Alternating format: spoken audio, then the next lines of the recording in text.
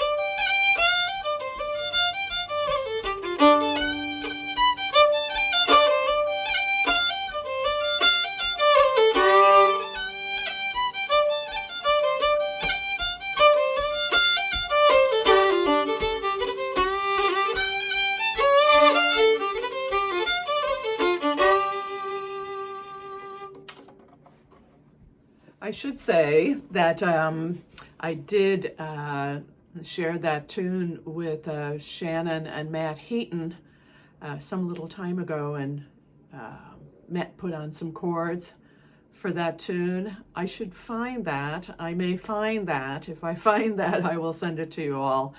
And then the other thing I wanted to mention today, which was very interesting, kind of a challenge that I worked on. One of the people that's in the Island of Woods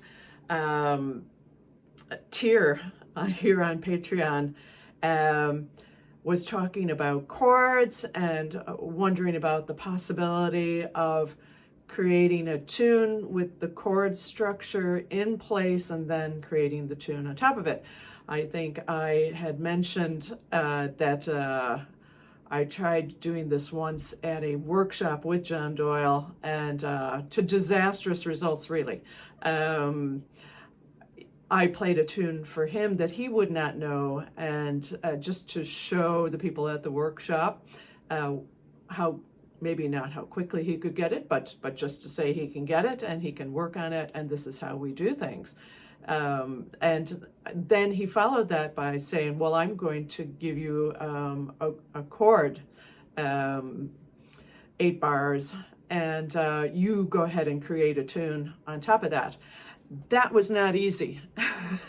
In fact, I was really bad at it and just had to admit that this is not in my wheelhouse. So again, for this patron, the idea was to just give ourselves a chord structure and then to create a tune on it. Now, even though that was a pain, I have to say that I liked the tune that came out at the other end. Both the tune that she wrote, which was a waltz, and this tune that I wrote, which I'm not sure what kind of a style it is. I think I could make it totally an Irish reel, but it doesn't seem to want to quite have the pacing of 1, 2, 3, 4, 1, 2, 3, 4, 1, 2, 3, 4, 1, 2, 3, 4. It more kind of wants to go 1, 2, 3, 4, 1, 2, 3, 4. A little more of a jaunty kind of a style to it. So there's no name on this, but here is the chord structure we worked on. And I'm going to just put this up for you. Now, you don't have to, what I found, I tried, I think, to do a reel, and those little chord switches for every measure were not, it was not happening. It was just too much. I'm not sure what I'm seeing there. Oh, that's maybe just the window. Anyway, hope you can see that. And so the idea instead became make whatever amount of time you want a D, just so as long as the next chord is an A, the next chord is a D, the next chord is a G, the next chord is a D, next chord is a G, next chord is an A, and the next chord is a D. And then for the second part of the tune, to do it in reverse. So if this is interesting to you, that is the chords that we used. And like I say, my patron came up with a waltz, and this is the tune that came out from me. I had some false starts. Like I say, I tried to do a reel first, and in fact came up with 2 first parts for reels, and wasn't sure if they were likable or not. And so I kind of got picky and decided that not only did I need to write a tune with that chord structure, but it had to be a fairly decent tune and not too horrible, and so that it wasn't just an exercise. So no, I will share this tune with you and invite you to use that same chord structure, or even just, you can even make 4 bars in D, 4 bars in G, and actually say this to yourself and see what you come up with. But anyway, this is the tune that came out, and it's not too bad.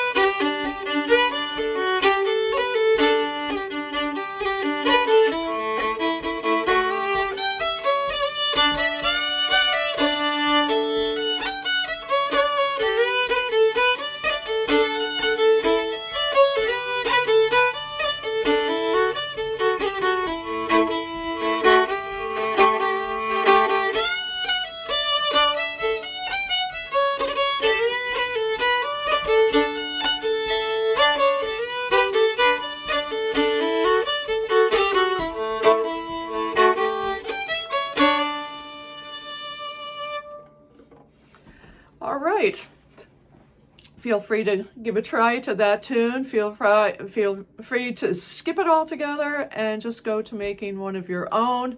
Yeah, it was enjoyable because I'm liking that tune now, and you can see I put a bunch of chords in, or double stops on the fiddle.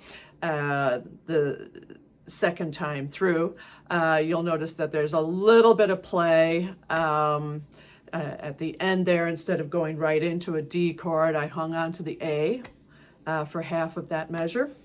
And I think I do the very same thing in the middle of the second part of the tune, where I hang on to one chord before I switched. And it almost like had to happen, or it wasn't going to be, to me, as nice a tune. So good luck, give it a try, let me know how it goes.